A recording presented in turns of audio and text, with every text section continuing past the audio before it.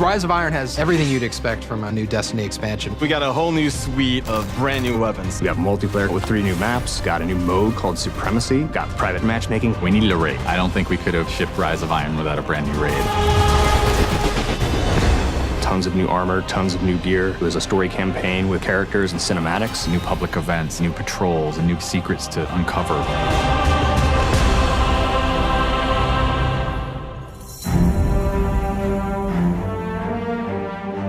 Rise of Iron's about looking at this story that's existed in the Destiny universe, this character, Lord Saladin. I am the lone sentry, and my watch is eternal. It's this journey to understand the past, what happened to these great heroes. The Iron Lords are gone, but our fight is far from over. And through that process, you're saving humanity, you're becoming an Iron Lord yourself, you're getting to wield a giant axe.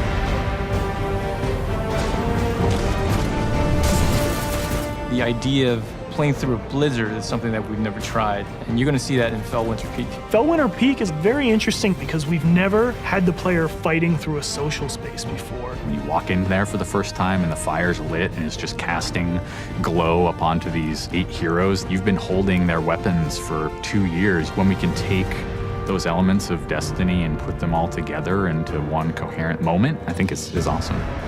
It is time to finish what I began so very long ago. Come, Guardian, help me give my friends the rest they deserve. This is the Guardian's journey with Saladin. He's sending you out into kind of a land that's been forgotten in the Cosmodrome. You're going into Earth, but it's changed, it's actually expanded. You'll see the plague lands, post-apocalyptic sky, there's lava welling up from the ground. We know the Devils have been digging into the Cosmodrome for years. They've been looking for something. Well, what they found is SIVA. It is a nanotechnology that can be used to shape things, but they're not trying to use it to build, they're trying to use it to destroy. They've started mutating their bodies, turning themselves into giant monsters, transforming the landscape, even of the Cosmodrome, into this horrible, burning fortress world. Hell's loose in old Russia. Every second we stand here, SIVA's influence spreads and the Devil Splicers grow more powerful. Keep fighting, Guardian.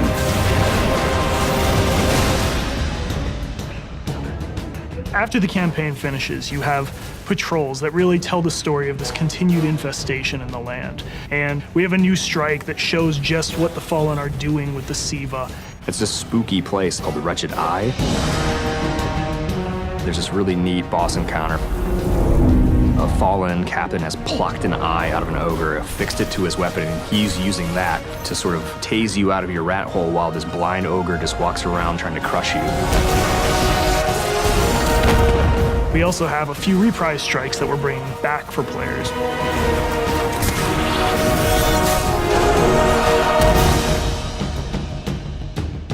We very consciously set out to create a journey. This arc of claustrophobia, space inside the wall. And then you get on top of it, and it's sort of this amazing breath of fresh air. You get this vista from the Cosmodrome, it's lit on fire, and there's this death Zamboni who's just trying to crush your bones to dust.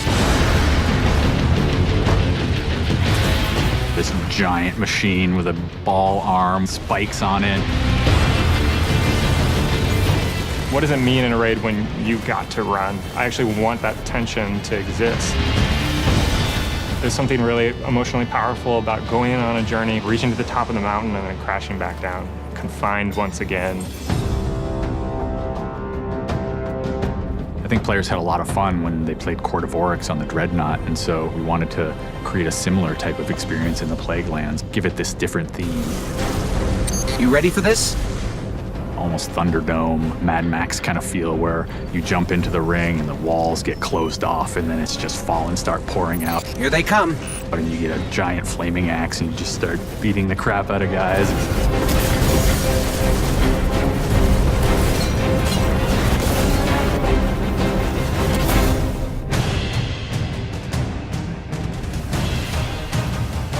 We thought, how can we increase the ways that you express the way you like to play?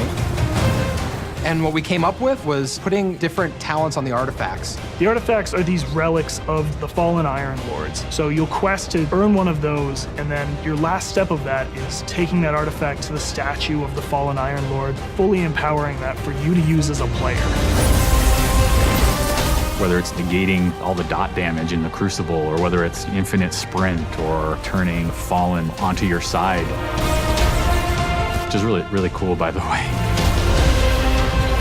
The artifacts that Tyra offers change every week. So there will always be something new and exciting for players following the campaign.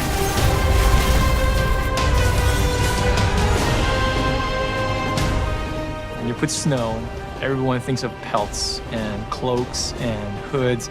Wouldn't be a knight's tale without a knight's armor.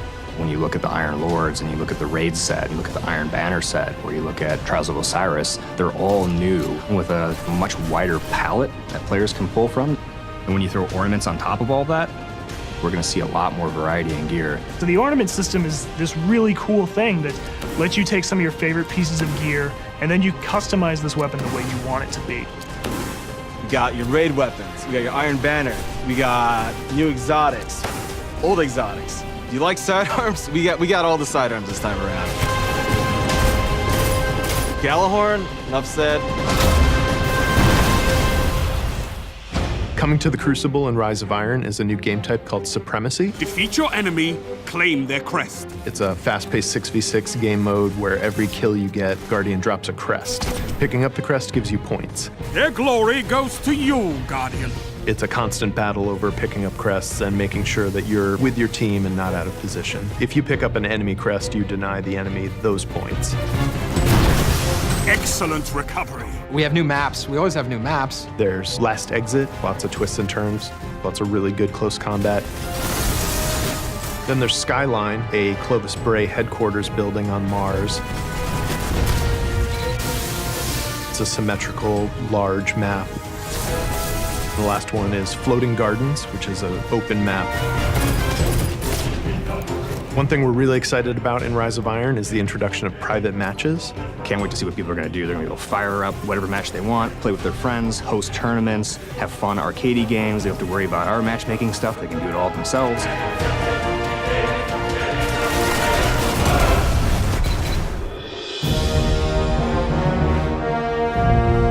Sometimes when I play and I have headphones on and I'm in that world, I get little chills because it's not just the effects and the amazing graphics, it's the audio that helps reinforce the journey that you're going through. We really want Destiny to feel like it's a natural world that you inhabit, like it's a world that could exist, that does exist. The score is incredibly strong, and the work that the audio team has done on this game, it lights you up. It becomes something bigger than just a mountain and just a fight. It becomes an experience, and you hopefully get lost in it. That sense of fun, that sense of adventure, that sense of the unknown, I want to see that translate to our fans and our players. When you see your character at the end of the campaign, I really, really hope that you feel triumphant and proud, like, wow, I'm becoming an Iron Lord.